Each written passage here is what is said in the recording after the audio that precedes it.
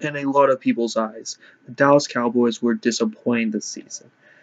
And with the Ezekiel Elliott suspension, it really, really hurt the Cowboys. And that's why Jerry Jones was so furious over it. I feel as if it was Dak Prescott that got the 6 game suspension. Yeah, sure, he would still argue for Dak to not be suspended, but I really feel as if that since it was Ezekiel Elliott, he was much more passionate about the situation. When it comes to a bunch of NFL franchises, it's always about who's the franchise quarterback, who's the franchise quarterback, and usually the quarterback is the face of that franchise. However, for the Cowboys, it's the running back. Yes, ever since the early 90s, it's always been the running back that's been the face of the franchise.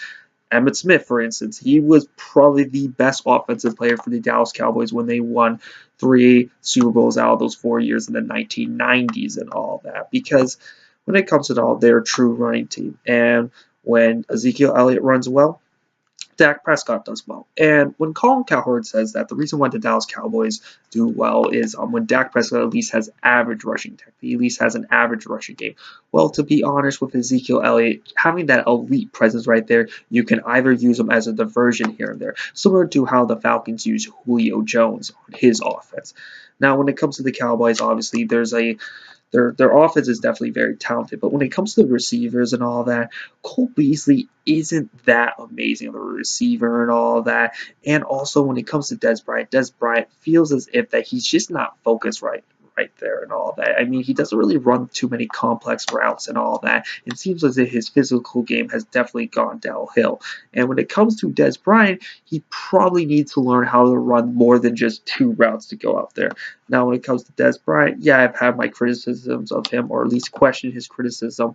I do like the fact that he's a baller and all that, but hey, he doesn't run that many routes. And when it comes to Dak Prescott, I knew he was overrated in 2016. He just had so much talent around him and all that.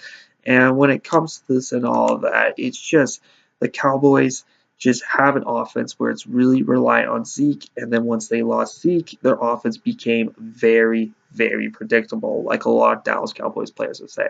And when you look at Jason Garrett is clearly he's a player's coach. He's not really a statistician and all that. And sometimes, yeah, when a team runs something different, he really doesn't change it. Like for instance, he faced the Green Bay Packers in the division round 2016.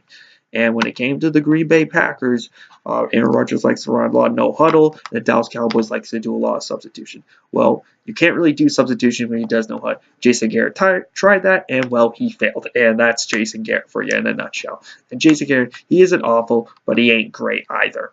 And when just to put this all in perspective and whatnot, when it comes to the Cowboys and whatnot, they really, really missed Zeke, and that's what happened. I mean, that 6 game suspension really killed them there. And when it comes to my honest opinion of the 6 game suspension, it was eyewitness testimony that got Ezekiel Elliott suspended. His suspension should have really been reduced. It should have been reduced.